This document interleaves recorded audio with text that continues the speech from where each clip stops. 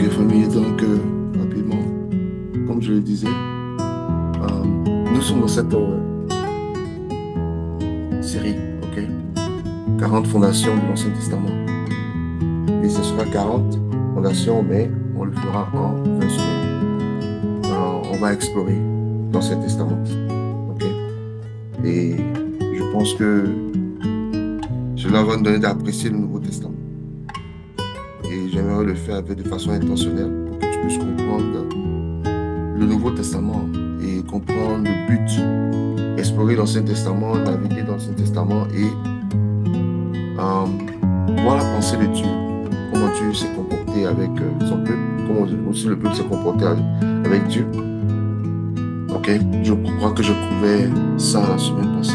Moi, je vous demande, surtout dans ce moment de série là, de prendre le temps de revenir sur les messages, sur le recording que je dépose dans le groupe, pour pouvoir au moins savoir où là où nous sommes, pour pouvoir t'éduquer et aussi pour pouvoir suivre, ok, très important. C'est important de méditer, c'est important de se focaliser, ok. Rappelez-vous, je vous ai dit que less is more. Less is more. Beaucoup ne comprennent pas cela, less is more.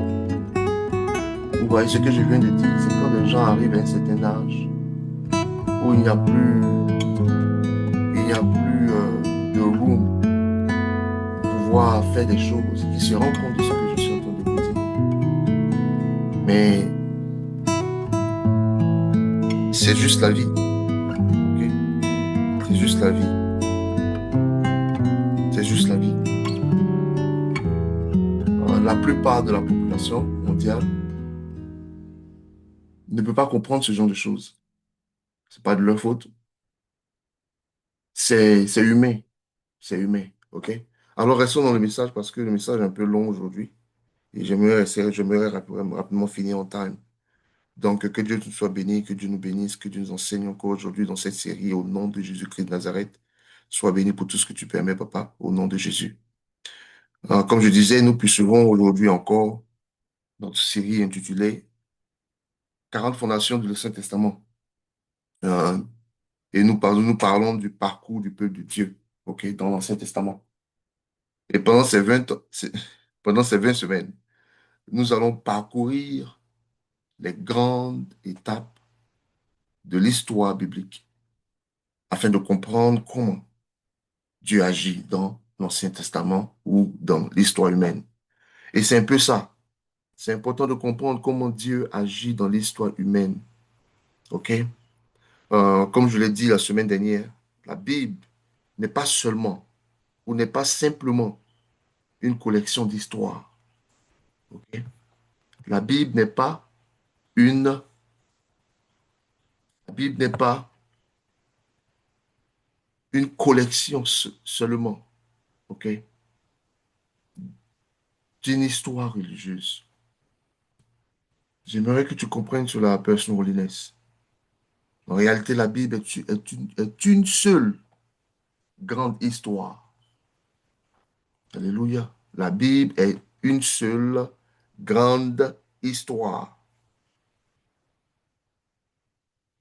L'histoire de la relation, ok? L'histoire de la relation entre Dieu et l'humanité. Là, je vais aller un peu doucement pour qu'on puisse se comprendre. L'histoire. Voilà pourquoi je dis que c'est une seule grande histoire. Ce n'est pas une collection d'histoires religieuses. C'est une seule grande histoire qui est divisée, qui a un plan sur moi dans la Bible, famille. Cette seule grande histoire, elle est l'histoire de la relation entre Dieu et l'humanité, l'histoire de la rébellion humaine et l'histoire de la rédemption que Dieu a préparée. Si tu as compris cela, qu'est-ce que la Bible est? Ces 3 points. Cela va t'aider à pouvoir te positionner. OK? Cela va t'aider à pouvoir approcher la Bible d'une différente façon. Parce que C'est l'histoire. C'est vrai qu'il y a des, il y a des, il y a des, il y a des- la Bible parle des vies ici, dedans. Mais c'est regroupé sur ces trois plans-là, sur ces trois histoires. C'est une seule grande histoire.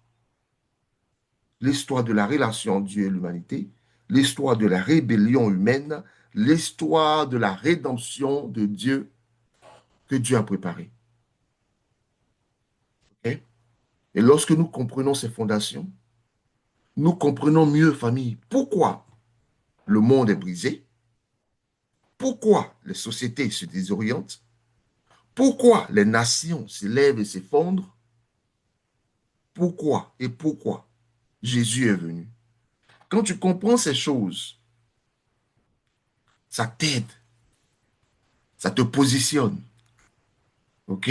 Ça te donne de pouvoir comprendre là où nous sommes,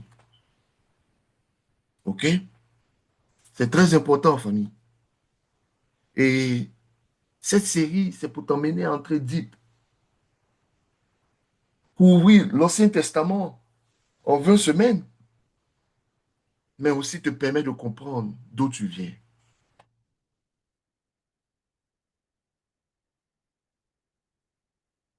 Sans l'Ancien Testament, le Nouveau Testament devient incomplet,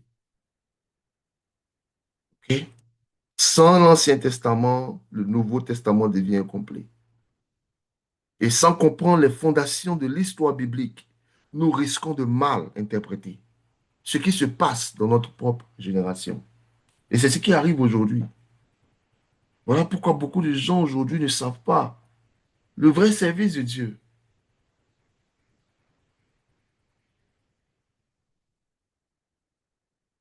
Voilà pourquoi c'est important.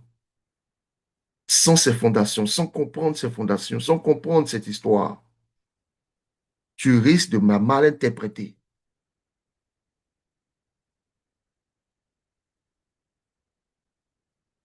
et aussi mal interpréter ce qui se passe dans ta génération. Quand tu regardes chaque prophète, il s'adressait à leur génération. Quand tu regardes chaque prophète, il s'adressait. C'est vrai, certains aussi donnaient des informations, ils pouvaient voir des choses venir. Mais il parlait aux générations.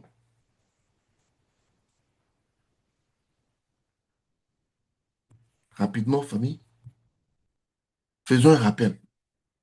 Je me fais au sérieux de pouvoir toujours garder un fil entre ce que nous avons appris la semaine dernière ou les semaines passées et ce que nous allons apprendre cette semaine.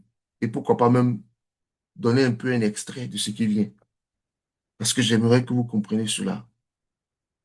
OK? Alors, qu'est-ce que nous avons appris la semaine passée? La semaine dernière, nous avons commencé au commencement. C'est ça le plus important. Dans Genèse 1, nous avons vu que Dieu est le créateur de toutes choses. Il disait au commencement, ou la Bible dit en Genèse 1, au commencement, Dieu créa les cieux et la terre. Prêtez attention ici. Avant les civilisations, avant les royaumes, avant les religions, tu comprends? Dieu créa les cieux et la terre. C'est ce que nous avons appris la semaine passée. Mais il a fait, famille, avant toute civilisation. Let's break down the word. Je le dis, si tu suis cette série, make time to follow every part of this série. Tu vas te voir en train de comprendre et d'interpréter les choses d'une différente façon. Comprends le but.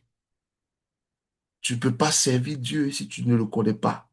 Tu ne peux pas servir Dieu si tu ne connais pas son plan. Même Dieu a parlé de son plan à Abraham. C'est vrai, les gens disent qu'il a eu la foi. Mais Dieu lui avait donné un plan. Le plan qu'il allait bénir tout, sa progéniture. beaucoup de sa descendance. Vous l'aurez un millier de descendances autour de lui. C'était le plan de faire de cette descendance une nation de saints, de saints. Dieu toujours is partnering with people. Ok, voilà ce qu'on va comprendre. Follow me in the Bible, ok? Nate and Kenya. Please read the whole thing, okay? And keep every uh, listener guide for every part of this series. And you will become wiser. You will understand better. It will help you to interpret or to assess challenges, make good decisions. When you understand the plan of God, you know what kind of decision you have to make.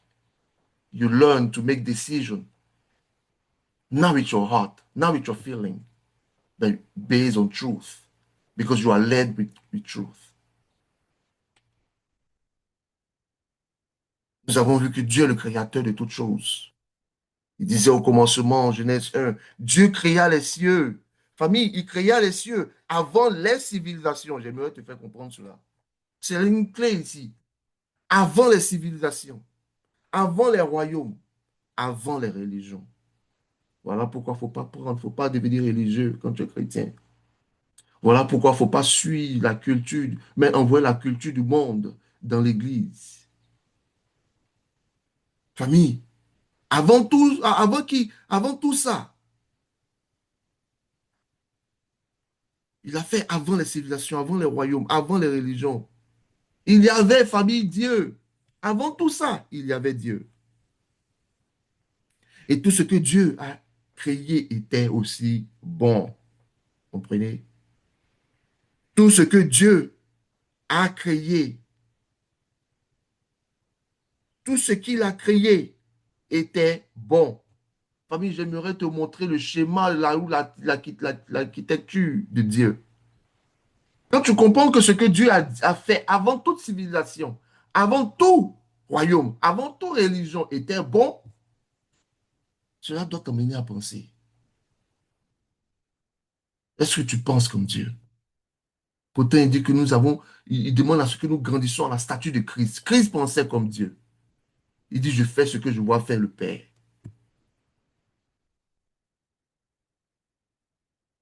La création était harmonieuse. Elle était ordonnée. Elle était pleine de vie. Avant toute religion, avant toute civilisation, avant tout royaume, la Bible dit que ce qu'il a fait était harmonieuse. Est-ce que tu penses comme Dieu? Est-ce que tu fais la promotion de ce qui était au commencement? Il y avait de l'ordre. Tout était plein de vie, harmonieux. Puis Dieu créa l'être humain à son image. Nous faisons nos rappels, famille. En Genèse 21, 27, il nous dit, Dieu créa l'homme à son image, il le créa à l'image de Dieu, il créa l'homme et la femme. Alléluia. Cela signifie que chaque être humain possède une dignité sacrée. Comprenez? Quand tu comprends que chaque humain, tu vois, voilà pourquoi aujourd'hui, j'ai compris à break down things. Parce que je vous dis, the way is going. Tu peux voir la vie aujourd'hui des gens et comprendre l'importance de true teaching, l'importance de, de l'éducation spirituelle. Tu vas regarder des gens qui sont même déjà chrétiens, mais en réalité qui ne marchent pas comme Dieu, mais qui se disent chrétiens. Pourquoi? Parce qu'ils n'ont pas compris le plan de Dieu. Voilà pourquoi je prie Dieu et prie pour moi, pour que je reste focalisé sur ces choses. Parce que c'est la direction que Dieu donne. Et il me convainc de cela chaque jour de ma vie. Voilà pourquoi je vous dis less is more. Je me rends compte que less is more. Et tu vas regarder même dans ce monde, la plupart des gens qui sont successful, la plupart des gens qui arrivent à s'élever au-delà de ce qui est moyen, ce sont des personnes qui sont focus. Christ était focus. Il nous a montré comment il faut marcher. Et même aujourd'hui, voilà pourquoi aujourd'hui, j'essaie d'apporter l'éducation des apôtres. Cela a aidé la première église. Cela a rendu la première église à être successful, au point à comprendre que l'évangile, on était sauvé par l'évangile et non par la sagesse du monde. Et Père sur Holiness, j'aimerais que tu comprennes cela.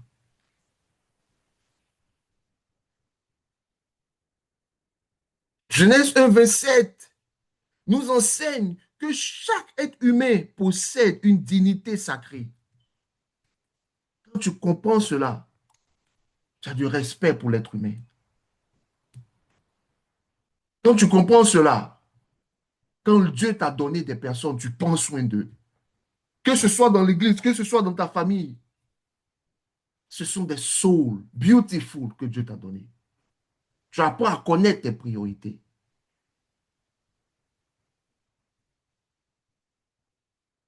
Genèse 1, 27 nous rappelle une vérité fondamentale.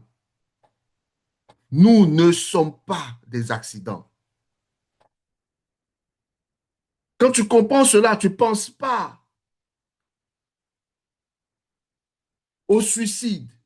Quand tu comprends cela, même dans les difficultés les plus difficiles, tu ne penses pas au suicide parce que tu sais qu'il y a quelque chose de sacré en toi, une partie de Dieu en toi.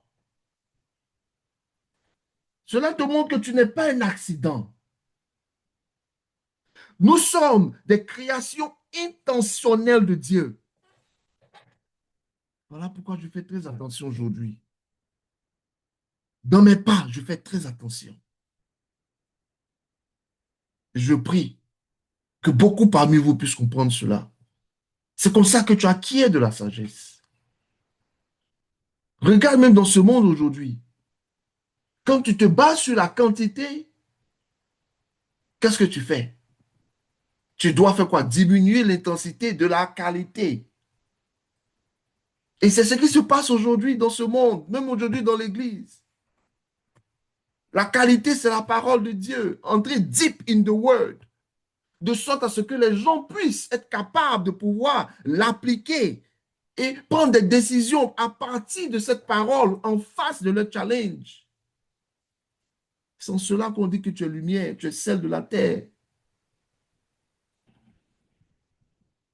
Nous sommes des créations intentionnelles de Dieu.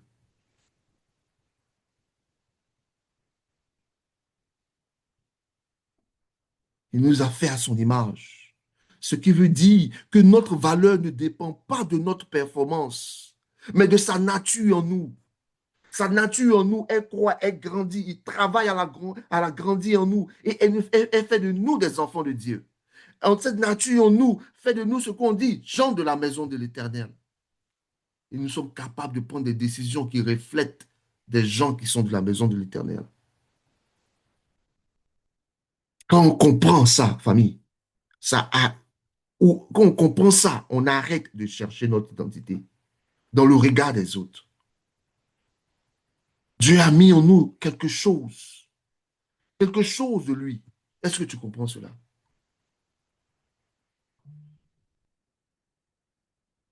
Quand tu comprends cela, famille, c'est pas dans tout tu parles.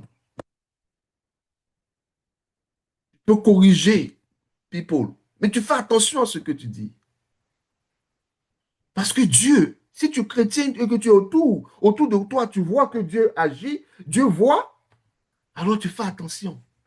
Et aussi, c'est ta nature, tu n'as pas besoin que Dieu voie.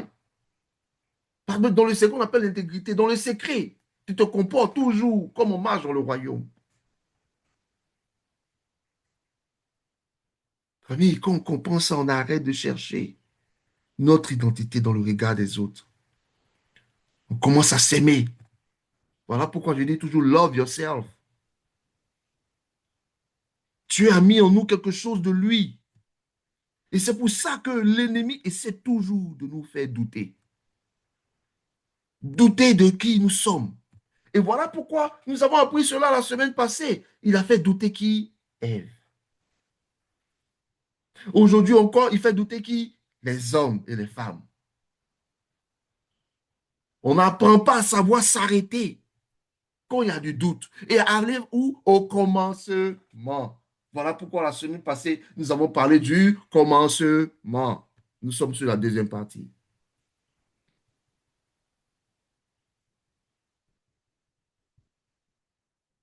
Oui, famille, c'est pour ça que l'ennemi essaie toujours de nous faire douter. Tu regardes, regarde bien ta vie et tu verras. Tout commence par le doute, ou la plupart des péchés commencent par le doute.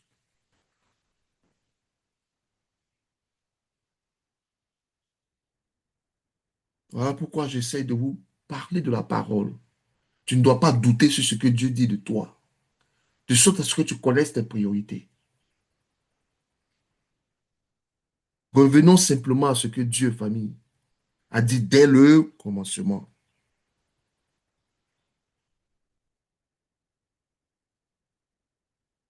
Mais ensuite, famille, dans Genèse 3, quelque chose de tragique s'est produit. OK? L'humanité a choisi de se détourner de Dieu. Alléluia. L'humanité a choisi de se douter, de se détourner, désolé, de Dieu. Le serpent a introduit le doute. Il disait, Dieu a-t-il réellement dit? Tu comprends? On pose question comme ça à quelqu'un qui n'est pas éduqué.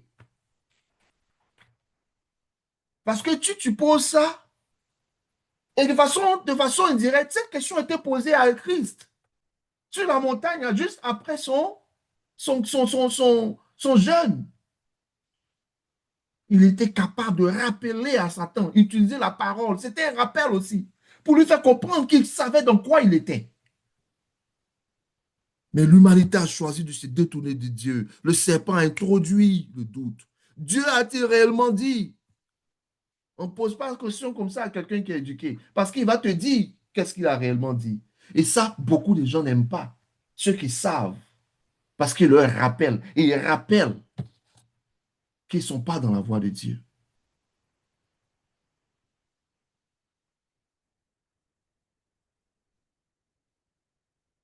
Et lorsque Adam et Ève ont désobéi, le péché est entré dans le monde. Et avec lui sont venus, famille, la honte, la peur, la séparation, la souffrance. Mais même famille dans ce moment, et c'est mon rappel, et même dans ce moment, voilà pourquoi je dis c'est important que tu repars et que tu écoutes ce que nous avons fait la semaine passée. Parce que dans ces 20 semaines, 40 fondations de l'Ancien Testament nous parlent de la journée du peuple de Dieu, le parcours du peuple de Dieu. Famille, c'est important. Cela va te donner de la compréhension, va te donner une perspective de qui tu es, de qui Dieu est et comment le Dieu voit son peuple et la relation de Dieu avec son peuple. Et le plan de Dieu de restauration, de rédemption aussi qui a été manifesté. Follow me in the Bible, famille. Et je l'ai dit encore, même dans ce moment tragique, famille, de ce déclin, de cette chute, famille, Dieu a donné une promesse, famille. Aussi, dans cette série, tu verras la bonté de Dieu. Alléluia. Dieu nous appelle à la quoi? Maturité spirituelle, Père Molinès.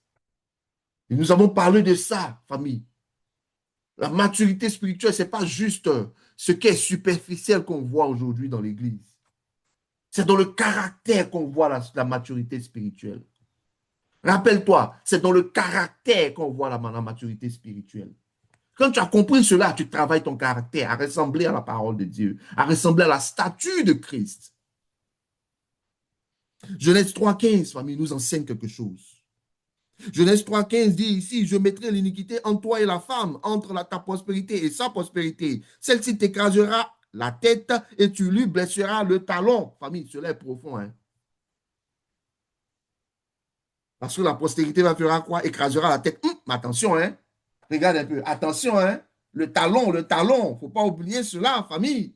Tu lui blesseras le talon. C'est la partie là que les gens oublient. Cela te montre que la vie chrétienne ne sera pas en rose. Vous voyez, pendant le moment de la chute, où on dira fall, Dieu a donné Dieu je n'ai pas dit qu'il a maudit, mais vous voyez de quoi je parle. Dieu a dit des choses, les curses de la chute, disons ça comme ça. OK? Il y a une pour la femme, je vous ai parlé de ça la semaine passée.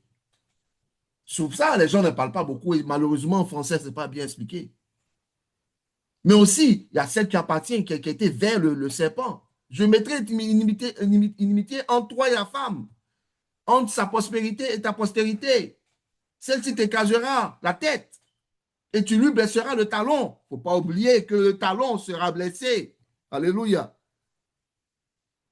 Alléluia. Genèse 3,15 aussi nous annonce, famille, qu'un jour, un descendant de la femme viendra vaincre le mal. Et c'est ça la promesse de Dieu. Oui, au travers de ces curses, au travers de ces choses que Dieu dit à l'encontre de ses enfants, à l'encontre de la création, à cause de la chute. Mais regarde, il parle d'une promesse.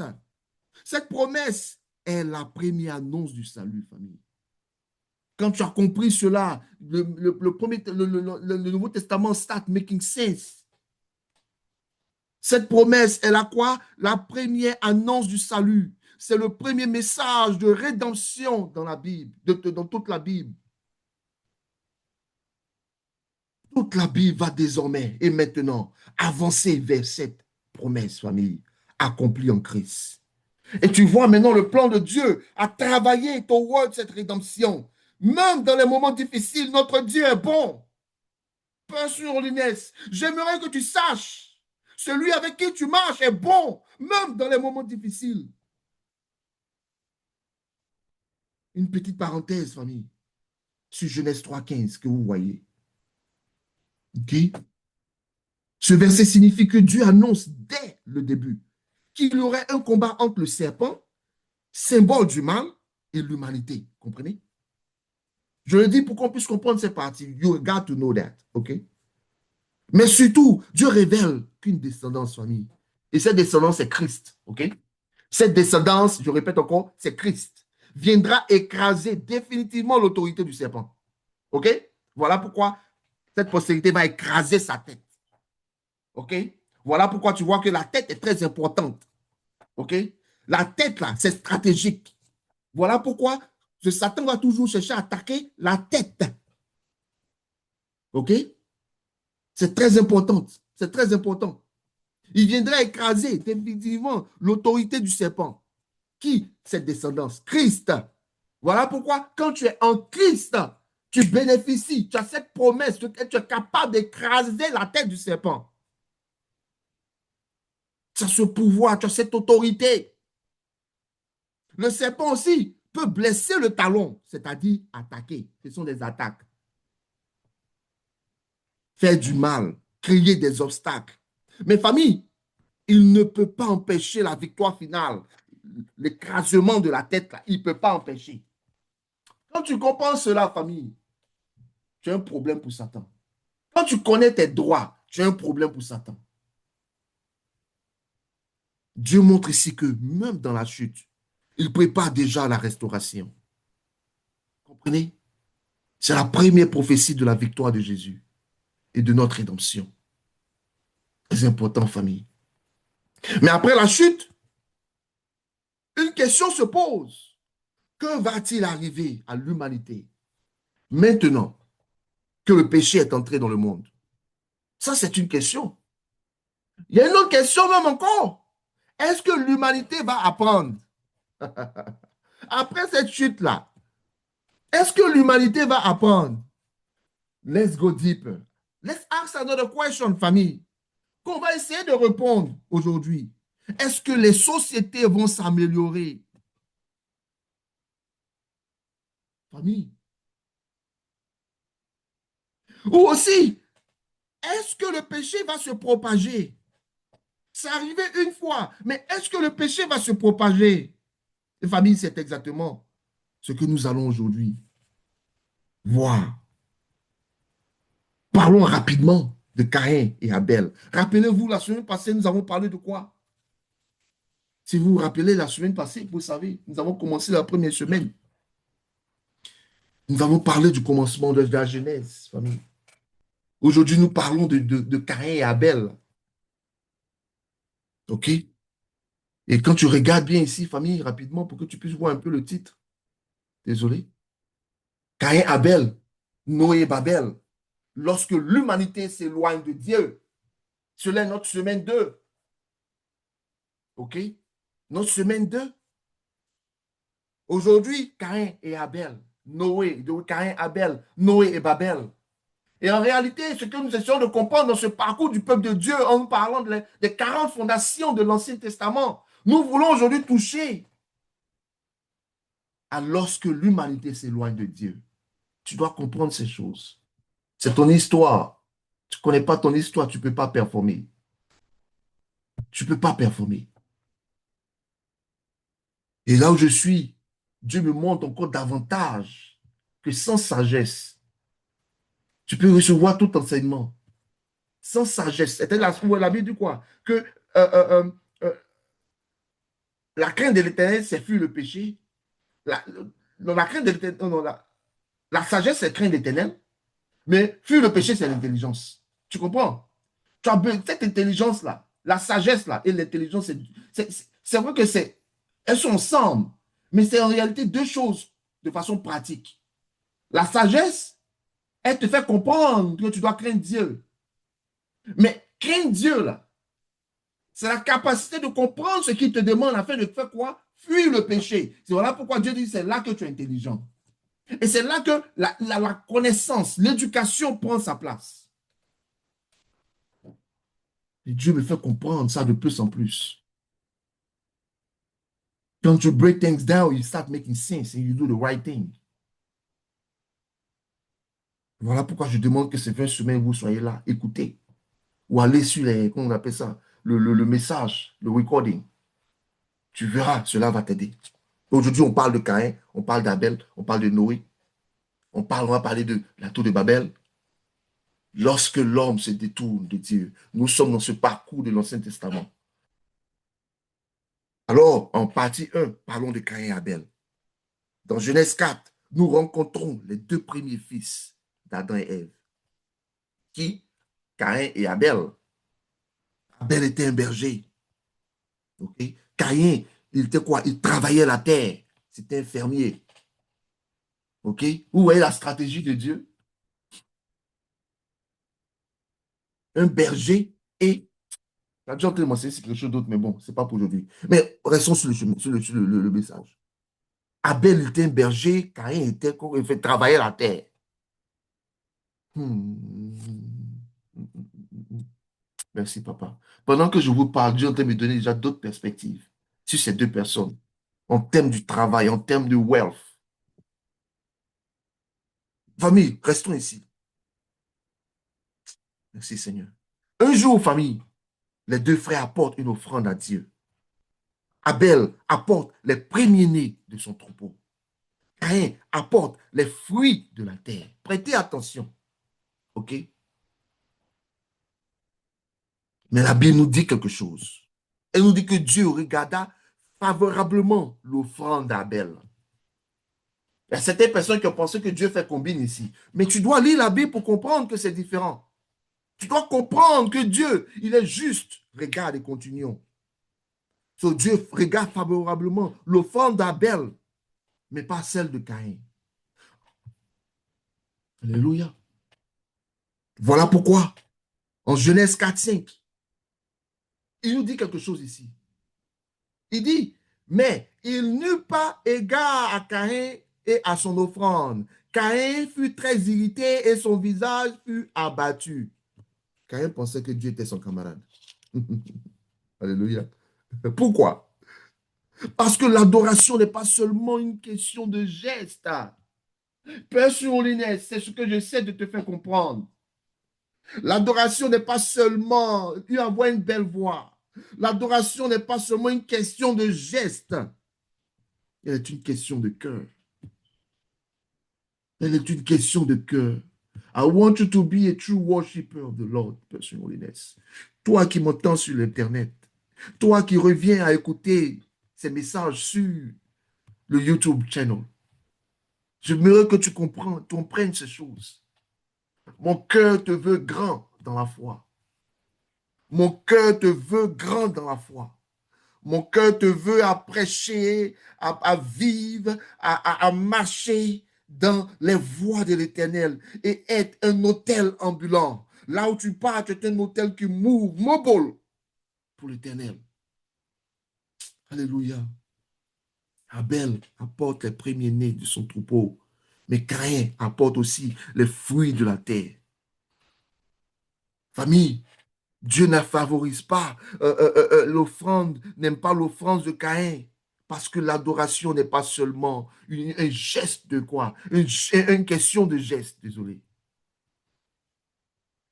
Elle est une question de cœur. La Bible nous dit en Hébreu 11, 14, que tu vois à l'écran ici, dit que quoi? Nous dit quelque chose.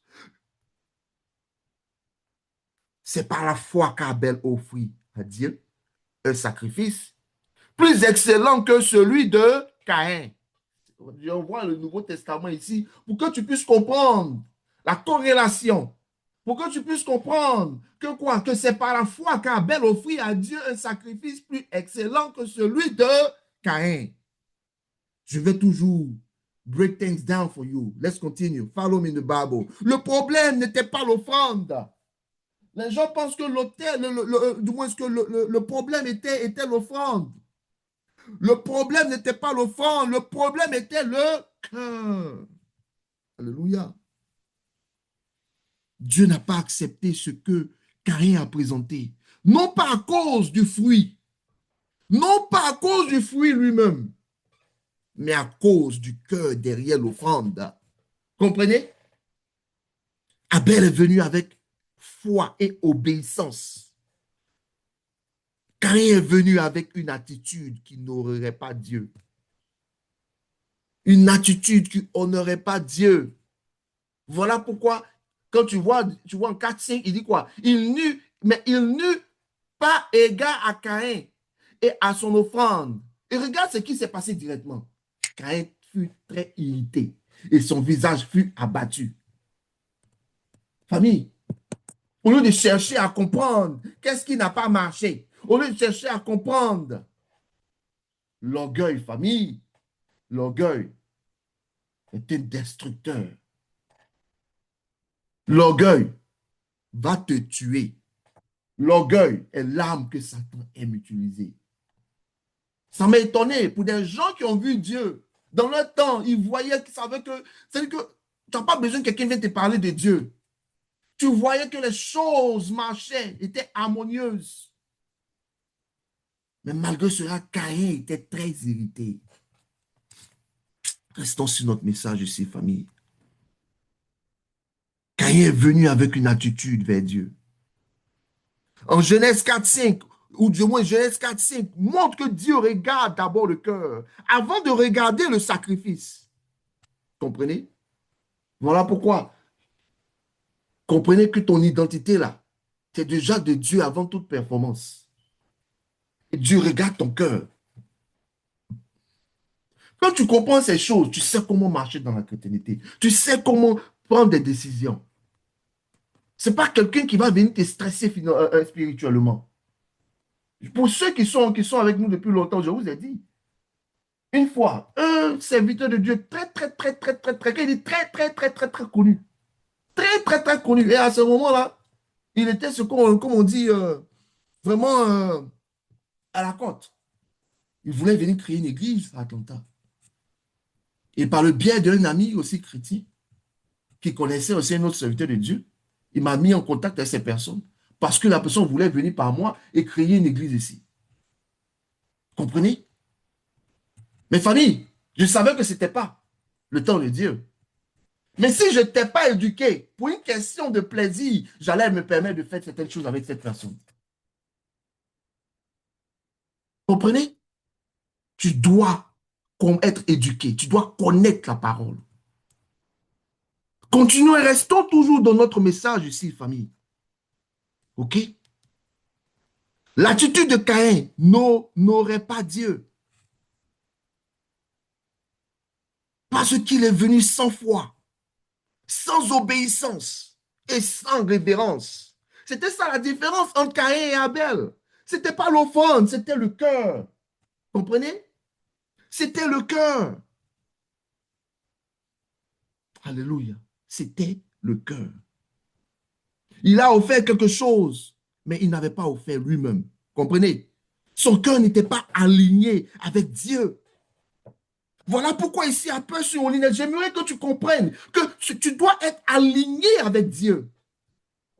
Être aligné avec Dieu, c'est comprendre sa volonté.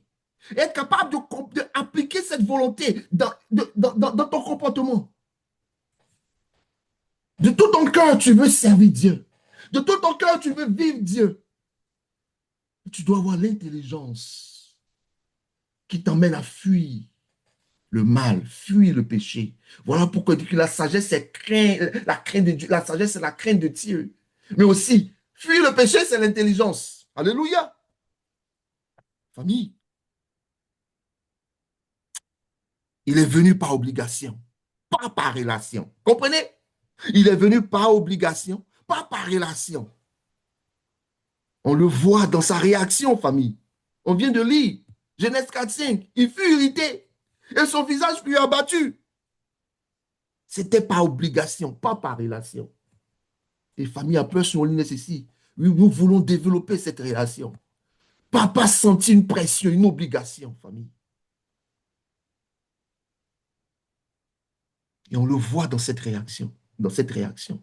Au lieu d'être corrigible, il s'est irrité. Il n'a pas cherché à comprendre l'erreur qu'il a fait parce que c'est un enfant, tu peux faire des erreurs. Au lieu d'être corrigible, il s'est irrité.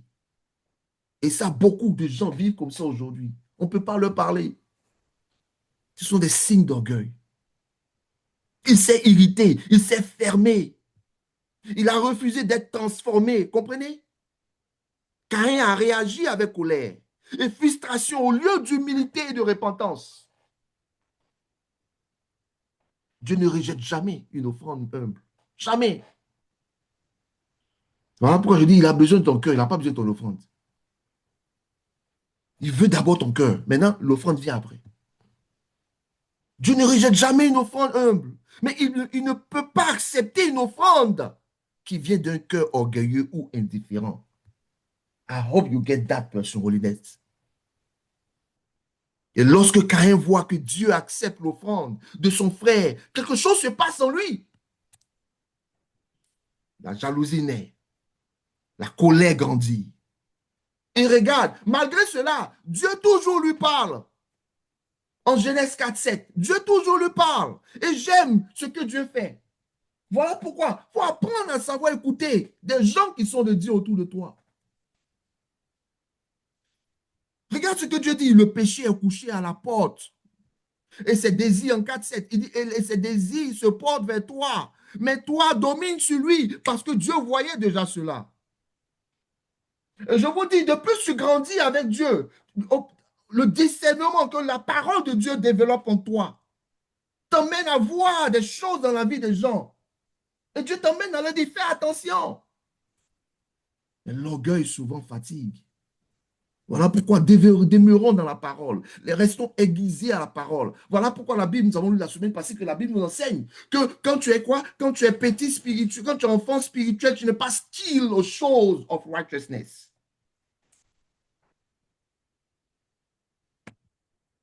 Voilà pourquoi la Bible nous appelle à la maturité. Parce que quand tu es mature spirituel, tu es capable de grandir en discernement. Mes familles, restons sur notre message ici, de notre série. Il dit le péché est couché à la porte. Parlant à... Tu vois, malgré que Dieu voyait son cœur, Dieu, l'amour de Dieu parlait déjà encore vers lui. Dieu avertit Caïn. Le péché est comme un prédateur. C'est ce qu'il est en train de dire aussi. Il attend, il observe, il cherche une ouverture. Mais Caïn refuse d'écouter. La famille, le problème n'était pas l'offrande. Le problème était le cœur. Famille, pendant cette série où nous naviguons l'Ancien Testament, tu apprendras le move de Dieu, la pensée de Dieu. Tu verras la relation entre l'homme et Dieu. Tu verras où l'homme est tombé, où la rédemption a été manifestée. Cela te donnera de la sagesse, cela te donnera un mindset du royaume de Dieu. Famille. Et ici, nous voyons que, parce que Caïn n'a pas écouté, l'histoire prend une tournure tragique. Caïn attire son frère dans un champ et qu'est-ce que nous voyons? Il le tue, malheureusement. Famille, c'est le premier meurtre de l'histoire humaine. C'est le premier meurtre de l'histoire humaine. Alléluia. Le problème commence dans le cœur. Deux offrandes, deux attitudes. Dieu regarde le cœur avant le geste. Abel agit par la foi, Caïn agit sans foi. Et nous voyons le premier meurtre se manifester avant les guerres, famille, avant les armées, avant les nations. Regarde, suivons the move of God. Quand tu comprends l'architecture de Dieu, tu comprends la pensée de Dieu. Et tu agis en tant que tel parce que tu connais ton identité. Et tu comprends qu'il y a un royaume. Et il y a une exigence à quoi? À la maturité spirituelle. C'est le premier meurtre de l'histoire humaine, famille. Avant les guerres, avant les armées, avant les nations, famille. La violence commence dans une famille. Et cela révèle une vérité profonde. Le péché ne commence pas dans les systèmes, famille. Il commence dans le cœur humain. Alléluia. Il commence dans le cœur humain. Il ne commence pas dans les systèmes, mais il commence dans le cœur humain. Mais l'histoire ne s'arrête pas là, famille. L'histoire ne s'arrête pas là, Percy Holiness. Le meurtre d'Abel n'est pas un incident isolé. C'est le début d'une dynamique qui va transformer toute l'humanité, famille. Alors touchons notre partie, notre prochaine partie, où nous parlons de la corruption de l'humanité. La corruption de l'humanité. En avançant dans le livre de la Genèse. Rappelez-vous, nous allons toucher chaque livre. Nous allons survoler, naviguer, explorer, pour que tu puisses comprendre la pensée de Dieu et ses plans pour la rédemption humaine. Et en avançant dans le livre de la Genèse, nous voyons quelque chose d'inquiétant. Le péché ne reste pas limité à une personne. Il se propage. Il se normalise. Il devient même culturel. Et dans Genèse 6, la Bible nous donne un diagnostic spirituel de l'humanité. Lisons rapidement Genèse 6:5. Il dit, l'Éternel vit que la méchanceté des hommes était grande sur la terre. Et que toutes les pensées de leur cœur se portaient où? Se portaient chaque jour uniquement vers le mal. Voilà pourquoi tu dois comprendre qu'il y a une différence entre le chrétien et quoi? Celui qui n'est pas chrétien. Parce que quand tu es chrétien, maintenant, you are aware. Tu es conscient maintenant. Même si tu vas peut-être tomber, mais il y a une volonté en toi à servir Dieu. Il y a une volonté en toi à faire du bien. Il y a une volonté en toi à fuir le péché. Mais celui qui ne sait pas Dieu, qui ne connaît pas Dieu, qui n'est pas chrétien, il ne sait pas ce qu'il fait. Il rentre dans le péché à volonté. Mais ici, Dieu nous parle. Il dit, l'Éternel vit que la méchanceté des hommes était grande sur la terre. Et que toutes les pensées de leur cœur se portaient chaque jour uniquement vers le mal. Regardez bien ce verset. Il ne parle pas seulement d'actes mauvais. Il parle de l'orientation du cœur humain. Si tu sais, tu vois, voilà pourquoi la Bible dit, il y a une chose que nous allons aussi apprendre dans notre 20 semaines de cette série. C'est l'état du cœur de l'homme. N'aie pas confiance en ton cœur. Ne ligne pas sur les pensées de ton cœur. Ton cœur, famille, si ton cœur s'aligne aux choses de Dieu, voilà. Mais tu dois comprendre que la Bible dit n'aie pas confiance en ton cœur. Mais lean toward the voice of God. Lean toward. Quand tu comprends cela, ça te rend humble. Ça te rend humble. Tu approches les choses avec grâce. Tu approches les choses avec beaucoup d'intentionnalité. Tu fais attention aux choses que tu fais. Tu n'es pas impulsif. Rappelle-toi, on a parlé de ça pour ceux qui savent. Il y a 1 semaine, 2 semaines, on a parlé de la maturité. La impulsivité aussi est une forme d'immaturité. Ce n'est pas seulement un trauma. Ce n'est pas seulement, comment on appelle ça, une chose qu'on voit dans certaines personnes. C'est une forme d'immaturité. Restons sur notre message, famille. Ici, en réalité, il ne parle pas seulement de mauvais actes, mais il parle de l'orientation du cœur humain. Et tu dois comprendre cela, famille. Tu dois comprendre que tu ne dois pas compter sur toi, mais tu dois reporter tes regards vers quoi? La science, vers la parole et la sagesse de Dieu. Honorer la sagesse de Dieu chaque jour, c'est pratiquer ses commandements. Et pour pratiquer ses commandements, tu dois les connaître. Pour les connaître, tu dois être éduqué. Et pour aussi être éduqué, tu dois être humble. Lorsque le péché s'installe dans une société, famille, la violence devient normale. L'injustice devient systémique. La corruption devient acceptable. Et tu le vois. Tu ne peux pas dire que ici je me trompe. Tu le vois, famille. En Genèse 6:11, encore Dieu nous parle. Et il dit, la terre était corrompue devant Dieu. La terre était pleine de violence. Famille, la violence n'était pas un événement isolé. Elle était devenue la culture dominante. Et lorsque nous regardons le monde aujourd'hui, regarde le monde aujourd'hui, nous voyons des dynamiques similaires.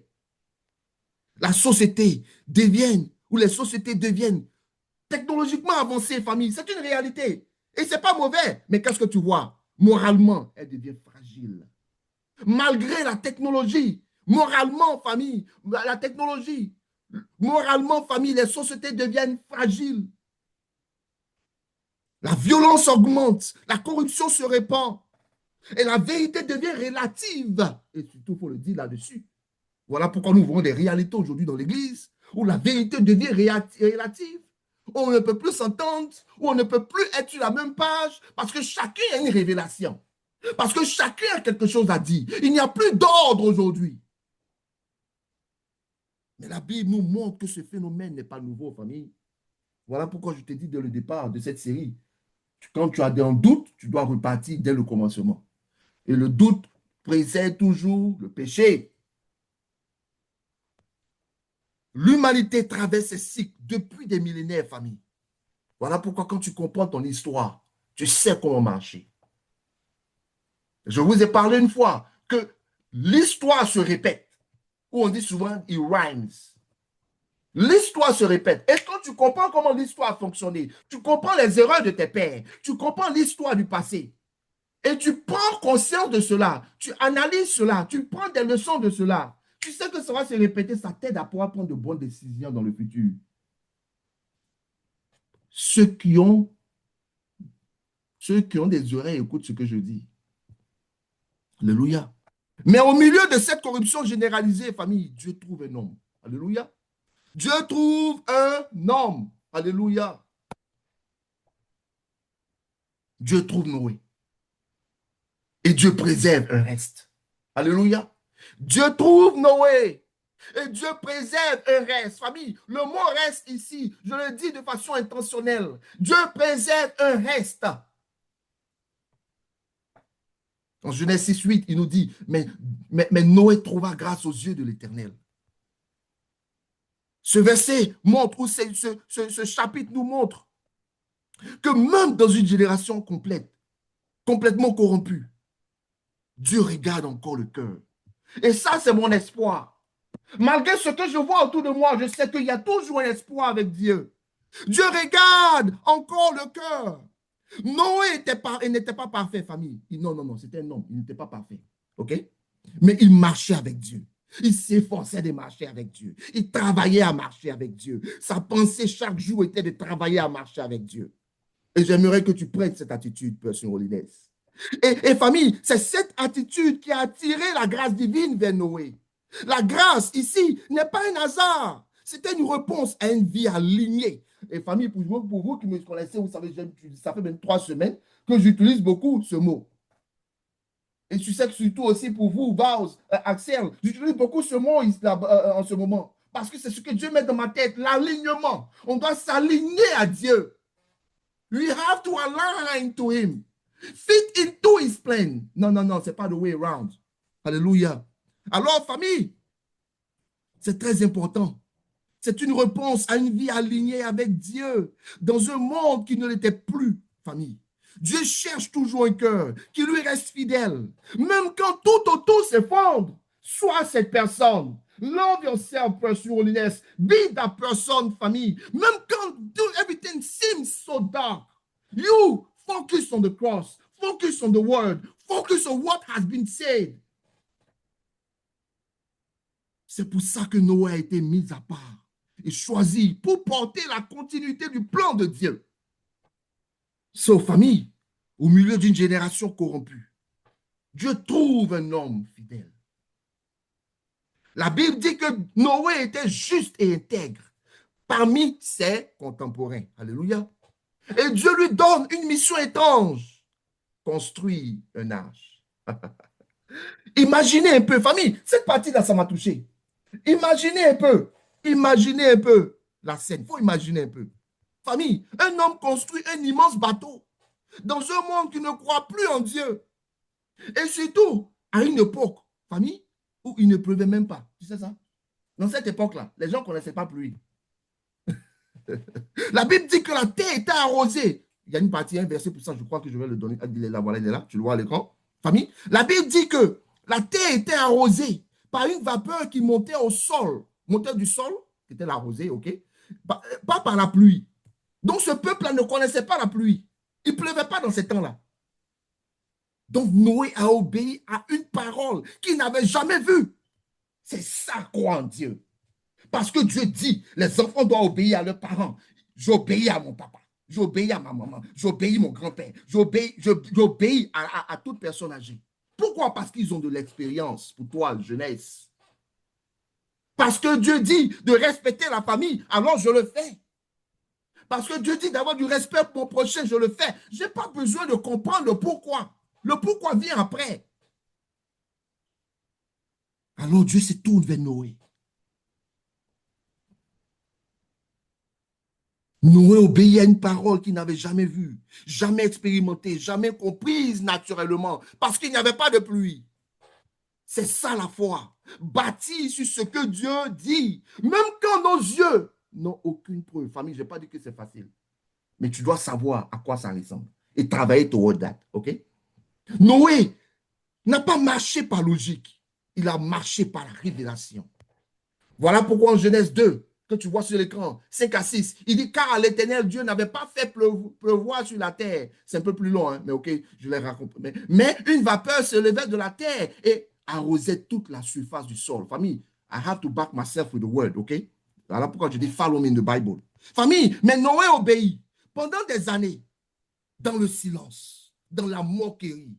Et c'est ça aujourd'hui, ils vont t'appeler Satan. Ils vont t'appeler pour dire que non, tu ne suis pas Dieu. Ils vont t'appeler pour dire que tu es petit. Ils vont t'appeler pour dire que tu ne te connais pas. Ils vont t'appeler pour dire que non, tu n'es pas allé à l'école. Ils vont t'appeler pour dire beaucoup de choses, famille. Mais si ce que tu lis est biblique, si ce que tu lis dans la parole, Dieu dit, famille, c'est ce que tu dois faire. Parce que tu ne sais pas les hommes, tu sais Dieu. Dans la moquerie, dans l'incompréhension. Et lorsque le moment arrive, famille, les eaux du déluge couvrent la terre. C'est un moment du jugement ou de jugement, mais aussi de préservation. Famille, on ne va pas toujours parler du mal. Parce que quand on parle, on doit parler de la rédemption et aussi de la préservation, de la grâce de Dieu pour ceux qui le servent, pour ceux qui l'aiment, pour ceux qui l'ont choisi. Amour de Dieu pour toi, Père Holiness. Car Dieu ne détruit pas tout. Il ne détruit pas tout. Même dans la destruction, même dans sa vengeance, il ne détruit pas tout. Famille, dans ce temps de série, j'aimerais que tu vois comment ton Dieu est un père vers toi. Si tu es capable de donner de bonnes choses à tes enfants, regarde Dieu, je vais envoyer cette face en face de toi aujourd'hui. Que Dieu t'aime. Dieu est avec toi. Continue comme Noé. Continue comme ces saints. Même dans les moments difficiles. Il préserve un reste, famille. Famille, il préserve un reste. Voilà pourquoi je te dis dès le départ, je te dis que Dieu préserve un reste. Je le dis de façon intentionnelle. Parce qu'en réalité, il préserve un reste. Et cette idée de reste, famille, ou du reste, est très importante dans toute la Bible, dans le reste de la Bible, famille. Voilà pourquoi, Père surligne, je t'appelle Jean de la maison de l'Éternel. Voilà pourquoi je dis qu'en Christ, tu as été connecté à Abraham. Et aujourd'hui, tu participes et tu reçois toutes les promesses que Dieu a données à la descendance d'Abraham. Est-ce que tu comprends ce que je suis en train de te dire? When you start operating at this level, famille, toutes les portes s'ouvrent. Quand tu commences à demeurer dans la justice de Dieu, toutes les portes s'ouvrent. Voilà pourquoi il dit que la prière du juste est efficace. Elle est efficace parce que tu appartiens à la maison de l'Éternel. Elle est efficace parce qu'il a ordonné à la bénédiction de te poursuivre. Elle est efficace parce qu'il a dit qu'il est avec toi. Alléluia. Et cette idée de reste est très importante ici. Même lorsque les sociétés se corrompent, famille, Dieu garde toujours un peu fidèle. Et parce que je comprends aujourd'hui le plan de Dieu, famille. Je sais qu'il y a toujours des gens qui sont marchés in holiness. Il y a toujours un peu à qui il va toujours préserver selon son plan, famille. Même dans ces moments difficiles, dans ce monde où on voit des guerres, dans ce monde où on voit des familles divisées, dans ce monde où on voit même des chrétiens qui ne comprennent pas la volonté de Dieu, dont l'Église va toujours marche selon le monde. Famille, même dans ces moments difficiles, il a des gens qui qu'il garde et préserve, il préserve un reste. Et je prie que tu sois pas à ton vide, Père Lénès. Je crois que nous ne sommes pas à ton vide, parce que ici nous recevons la révélation de la parole de Dieu. Nous recevons les enseignements pratiques qui nous aident à pouvoir pratiquer ce qui est de Dieu. Famille, mais après le déluge, l'humanité commence à se multiplier. Alléluia. L'humanité commence à se multiplier. Et une nouvelle civilisation commence à émerger. Et c'est là que nous arrivons à Babel, famille.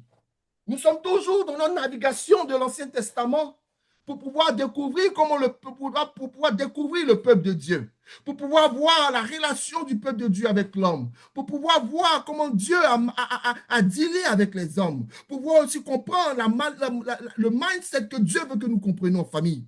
Et ici, en partie 4, nous parlons de Babel, la civilisation sans Dieu, famille. Famille, donnez-moi peut-être 5 ou peut-être 10 minutes aujourd'hui, parce que nous avons commencé juste un peu tard. Et on continue. Je pense que peut-être on va finir avant ça, mais juste pour donner un exemple. Euh, euh, juste pour te faire comprendre where we are. Famille, la civilisation sans Dieu. Genèse 11:6 nous dit, et l'Éternel dit, voici, ils forment un seul peuple et ont tous une même langue. Et c'est là ce qu'ils ont entrepris. Maintenant, rien ne les empêcherait de faire tout ce qu'ils auraient projeté. J'espère que tu vois cela sur mon écran. Je le lis rapidement. L'Éternel dit, voici, ils forment un seul peuple et ont tous une même langue. Et c'est là ce qu'ils ont entrepris. Maintenant, rien ne les empêcherait de faire tout ce qu'ils auraient projeté. Amis, ce verset nous montre que le danger n'était pas à la construction. Tu comprends? Lui aussi, et by the way, famille, il y a des parties où j'ai dit, par exemple, Genèse 2, si tu as le temps, durant cette semaine, dans ta méditation, tu peux lire aussi toute la partie, OK? For the sake of teaching, I have to be a little brief, OK? And give you a good context, OK? Same thing for you, Kanya and Nathaniel, OK? All right? Donc, ce verset montre que le danger n'était pas la construction, mais l'orgueil et l'autonomie humaine.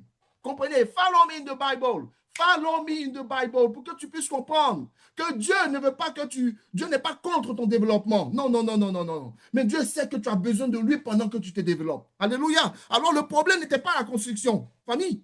Non, non, non, non. Dieu veut que tu fasses de grandes choses. Je t'ai parlé des challenges, des choses à venir, que nous commençons à voir déjà, les disruptions dont j'ai parlé il y a peut-être 3 ans, il y a peut-être 2 ans, 1 an, famille. C'est choses que nous voyons en train d'arriver aujourd'hui. Mais je te dis une seule chose, il y a une challenge, famille. Tu es le sel de la terre, tu es la lumière du monde, tu dois montrer productivité. Tu dois montrer productivité, je te l'ai dit. Et je te l'ai dit que, famille, si tu suis ces choses, tu verras la gloire de Dieu. Alléluia. Restons sur le message rapidement, famille. Dans Genèse 11, les hommes décident de construire une grande ville.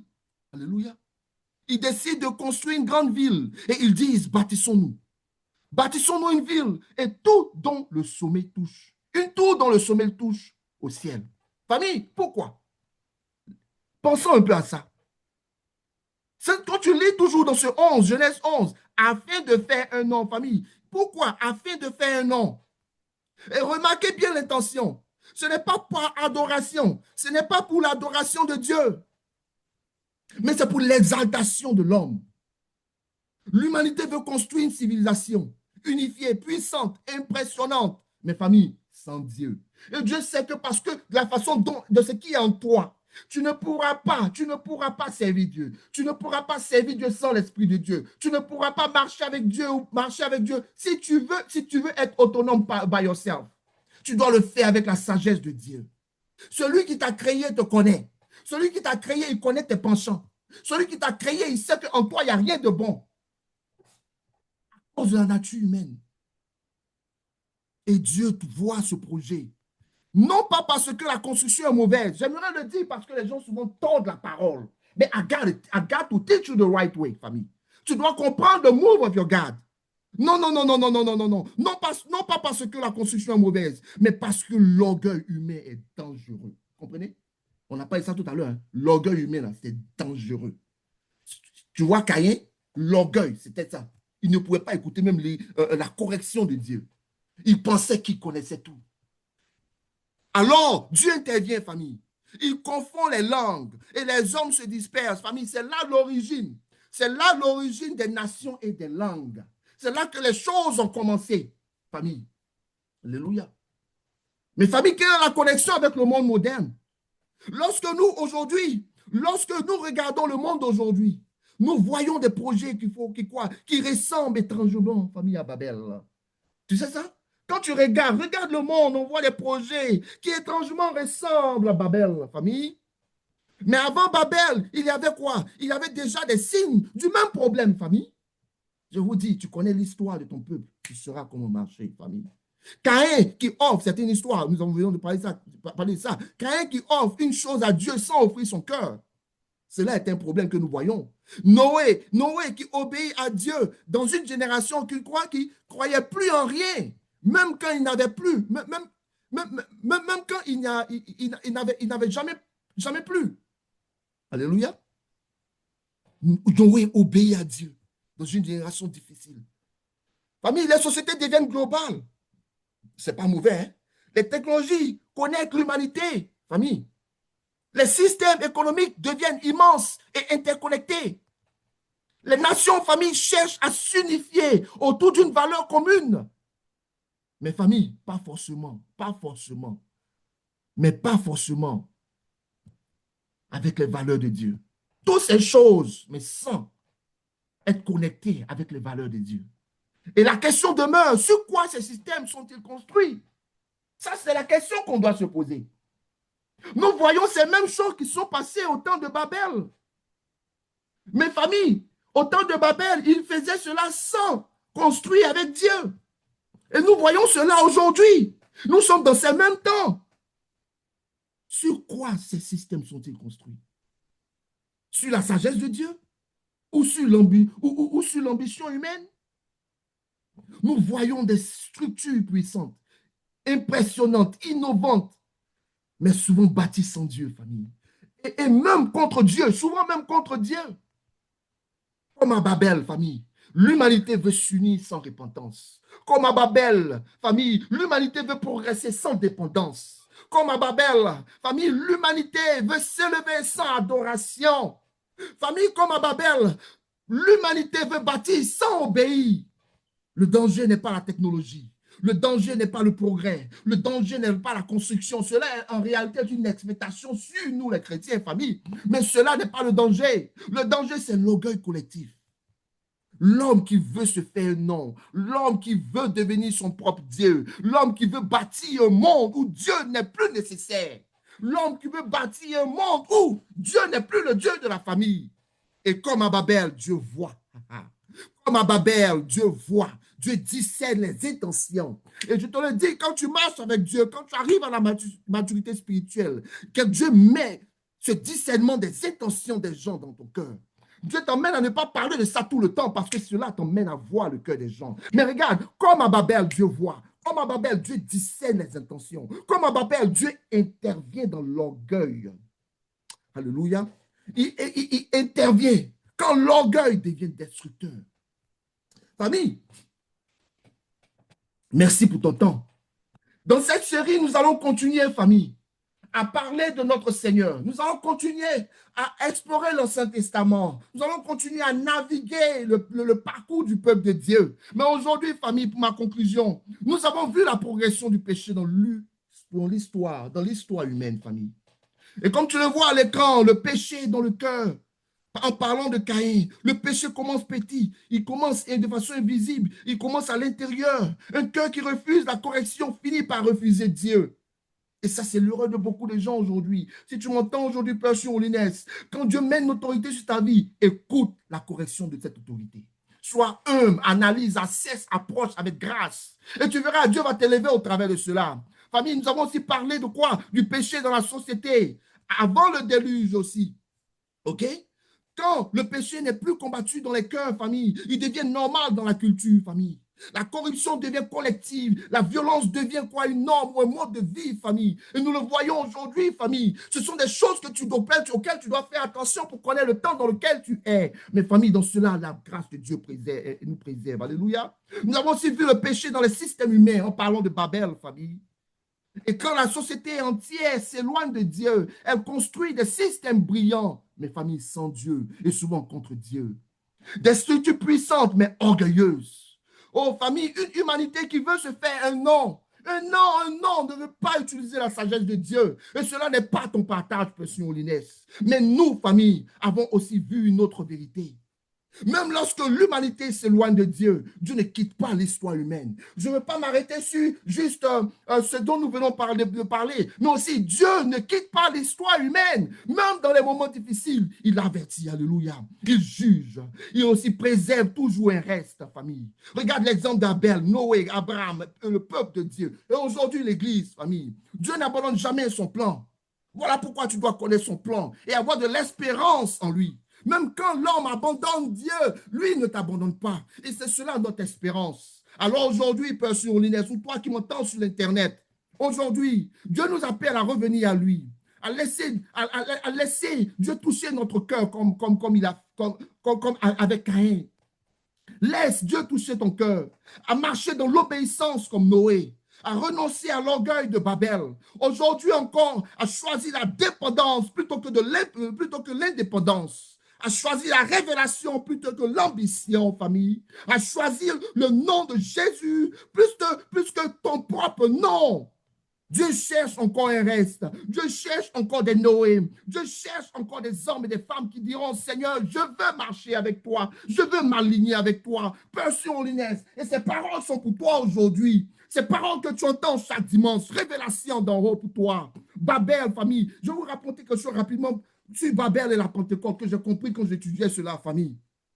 Babel et la Pentecôte sont des événements miroirs, famille. C'est mon understanding. And I want to share that with you, famille.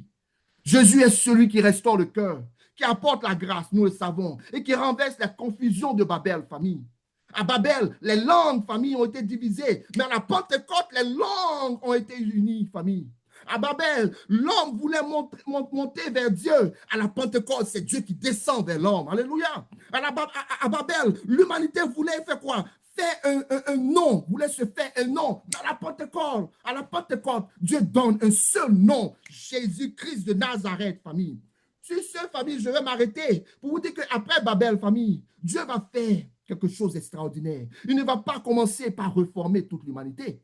Il va choisir un homme nommé Abraham. Et à travers cet homme, Dieu va commencer à reconstruire son plan pour le monde. C'est ce que nous allons parler, dont nous allons parler la semaine prochaine. OK, famille? Que Dieu nous bénisse. Que Dieu vous bénisse, famille. Que Dieu vous aide. Que Dieu soit avec vous. Que la grâce de Dieu soit avec vous. Que la main de Dieu soit avec vous. Car Dieu est avec Père Olinès. Au nom de Jésus. Rapidement, pour une question de temps, je ne vais pas faire la déclaration. Mais famille, j'aimerais que tu prennes un screenshot et que tu puisses rapidement le faire et le garder avec toi. Ou tu sais quoi? Que je le fasse rapidement. On va faire la déclaration pour une question de temps. Alléluia. Pour une question d'importance, on va le faire. Faisons la déclaration. Le Seigneur me met cela dans le cœur. OK? On va commencer, on va continuer. OK? Donc, je commence, mets la main sur ton cœur et faisons la déclaration rapidement. OK? Seigneur notre Dieu. Seigneur notre Dieu, Nous reconnaissons aujourd'hui Nous reconnaissons aujourd'hui que l'humanité s'est éloignée de toi. que l'humanité s'est éloignée de toi. Et nous déclarons Mais nous déclarons que ton plan de rédemption continue. que ton plan de rédemption continue. Nous déclarons Nous déclarons que tu agis encore dans l'histoire. que tu agis encore dans l'histoire. Tu transformes les cœurs. Tu transformes les cœurs. Tu relèves les familles. Tu relèves les familles. Tu prépares ton peuple. Tu prépares ton peuple. Seigneur, garde-nous. Seigneur, garde-nous fidèles. Dans une génération confuse, Dans une génération confuse. conduis-nous sur le chemin de ta sainteté. Et conduis-nous sur le chemin de ta sainteté. Au nom de Jésus-Christ. Au nom de Jésus-Christ. Père éternel, mon Dieu, bénis ce peuple que tu m'as donné. Bénis-les. Bénis-les, qu'ils puissent grandir en sainteté. Que dans ce temps, ils puissent enseigner, qu'ils puissent comprendre ta volonté. Que cette famille puisse recevoir ta vie. Pratiquer ta parole au nom de Jésus. Merci éternel mon Dieu pour ta grâce. Père, parce que tu montes et descends, des anges montent et descendent, Père, au-dessus de ce peuple. Et tu les bénis, tu les gardes, tu les enseignes, tu continues à faire ton travail en nous. Sois béni encore, Seigneur, mon Dieu, pour le prochain dimanche. Et que ton nom soit béni dans cette série. Donc, que ton nom soit béni dans ce temps, Seigneur, mon Dieu, de cette série encore. Que ce peuple puisse grandir davantage proche de toi au nom de Jésus-Christ de Nazareth. Encore une fois, leurs ennemis sont vaincus. Les filets qui sont lancés vers eux sont consumés. Les filets de oiseleurs sont consumés. Les prisons dans lesquelles ils sortent de ces prisons au nom de Jésus, ils parviennent à la connaissance de Christ. La grâce de Dieu est eux. C'est grâce qui enseigne à fuir le péché. C'est grâce qui enseigne à chercher l'éternel. La grâce et les portes s'ouvrent dans leur vie. Père, tu mets la nourriture sur la table dans leur grenier au nom de Jésus. Et tu les protèges, famille, et Père, de tout ce qui est non-sagesse au nom de Jésus. Qu'ils épousent ta sagesse, qu'ils épousent tes voies au nom de Jésus de Nazareth. Amen, je prie. Famille, soyez bénis au nom de Jésus. Encore merci pour le temps que vous avez donné aujourd'hui. C'est extra. Amen. Bye bye. Amen, amen. Nous voulons saluer la présence de papa. Quoi, Dieu sur la ligne, sois béni, papa. Sois béni, papa. Se connecter. Vraiment, nous bénissons le Seigneur pour vos vies. Juste un rappel, les mercredis, nous avons la prière d'ensemble que nous avons à 18h et de 18h à 18h30. Les jeudis, l'homme de Dieu va porter le livre bientôt, très bientôt.